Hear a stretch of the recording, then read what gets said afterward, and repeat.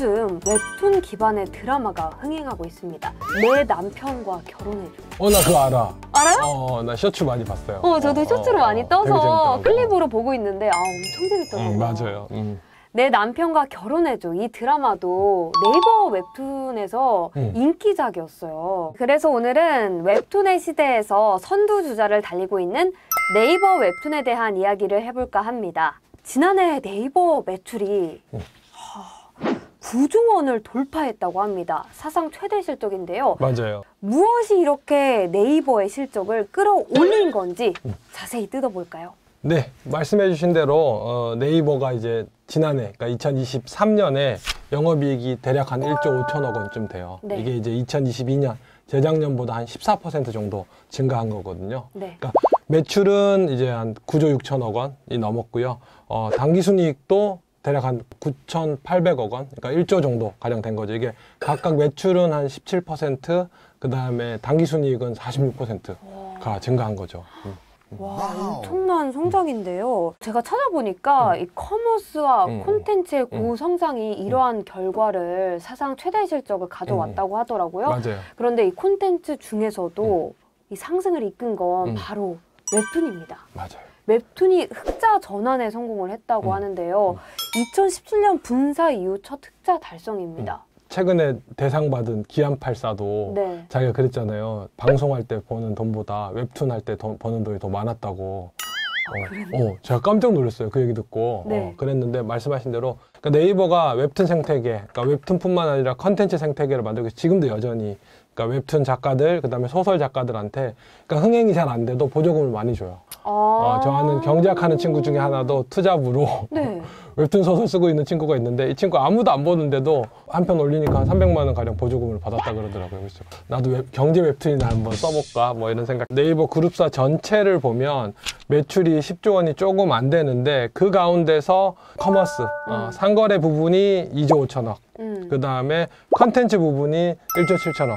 그러니까 얘들이 많이 성장을 견인한 거죠. 40%, 37% 가량.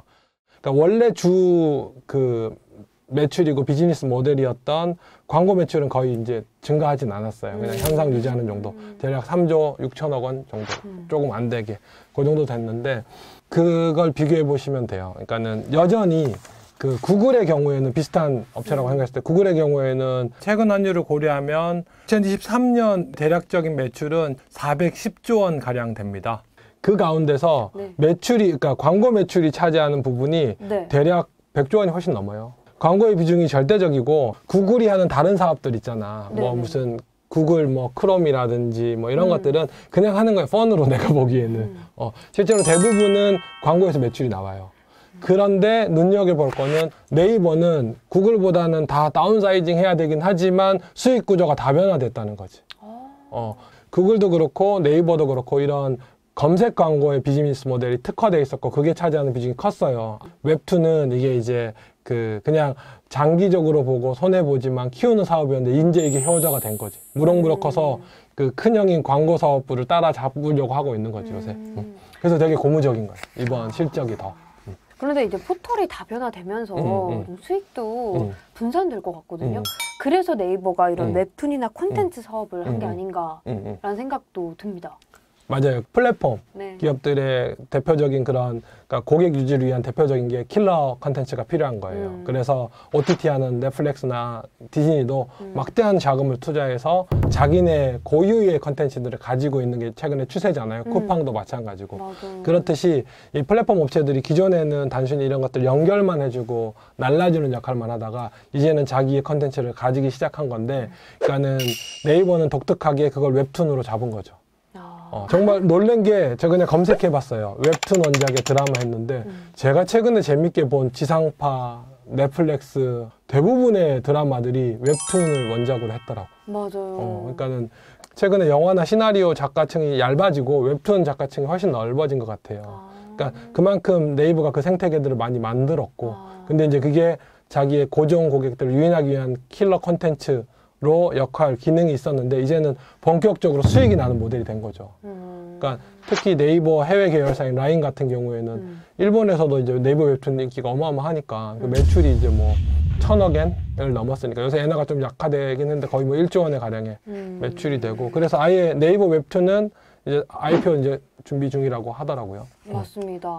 IPO 준비 중인데 네이버 매출과 영업이익이 잘 나오는 게 네이버 웹툰이 미국 증시에 상장하기 위해서 바짝 이렇게 실적을 끌어올리는 거다. 그런데 또 찾아보니까 웹툰 산업 전체가 전반적으로 성장하고 있더라고요. 그 5년 동안 꾸준히 성장을 해서 국가에서 한 영화제 같은 그런 맞아요. 웹툰 시상식도 만들겠다 하고 또 보조금도 더 주겠다고 하고 뭐 이런 거 보면은 이 웹툰 산업 자체가 엄청 사이즈가 커지고 있는 것 같긴 해요.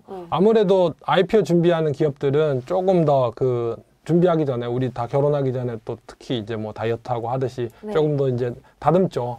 다듬긴 한데 그런 부분이 없지 않아 있을 수는 있겠지만 말씀하신 대로 실제로 그냥 우리 네이버라는 회사는 다른 뭐 B2B 기업들 뭐 철강회사 이런 데랑 다르게 우리가 그 상황을 너무 잘 알잖아. 그러니까 실제로 웹툰 너무 인기가 있고 잘 되고 있고 또 하나는 아까 그 웹툰 시장과 함께 네이버의 수익을 견인했던 게 뭐죠? 커머스잖아요. 그러니까 저만 해도 그렇거든요.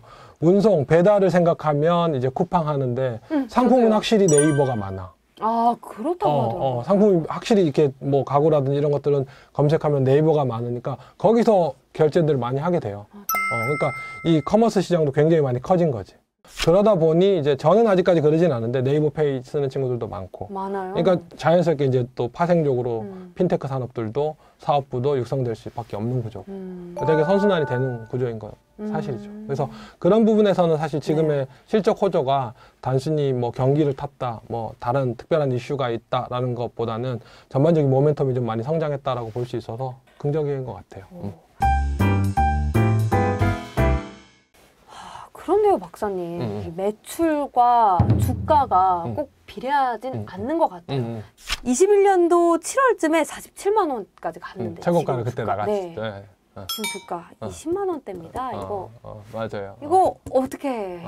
근데 2021년은 다른 주식들도 많이 올랐잖아. 그때 뭐 테슬라 코로나 특수가 있었던 상황이라서 그랬는데 그러기에는 또 너무 가파르게 많이 떨어지긴 했어요. 그래서 딱 그 네이버 같은 경우에는 그 코로나 특수 보기 이전 수준으로 회귀를 했죠.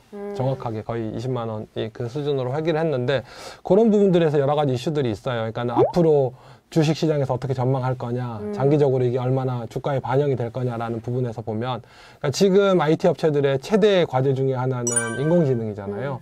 이 부분이 얼마나 빨리 발빠르게 따라갈 수 있느냐라는 부분인데 어쨌든 이 AI 부분은 너무 많은 예산이 필요한 부분인데 네이버가 국내 최대 기업이긴 하지만 구글이라든지 뭐 MS에 비해서는 그리고 지금 챗GPT 운영하는 회사에 비해서는 한계가 있어서 그런 부분에서 부분들이 있고 또 하나는 주주 친화적인 정책들이 좀 적었어요. 그동안은 주가 관리를 위한 좀 재무 활동들이 좀 적었어요. 배당도 좀 짠 편이었고 그러니까 이런 부분에서는 주가 관리를 하기 위해서 조금 더 조정할 필요가 있지 않을까라는 생각이 들어요. 좀 친신화적인 주주 정책을 해야 된다라는 부분에 하나 숙제가 남았을 거고요. 그러면 이제 작년에 커머스랑 콘텐츠 성과 위에서 올해 또 AI도 받쳐주고 또 여기에 주주 친화적인 정책까지 얹어진다면 주가 반등할 수 있겠죠? 그렇죠. 고무적이죠. 쉽지는 않은 과제들인데 이게 다 되고 실제적으로 결과가 나타난다면 당연히 주가는 반등할 것 같습니다.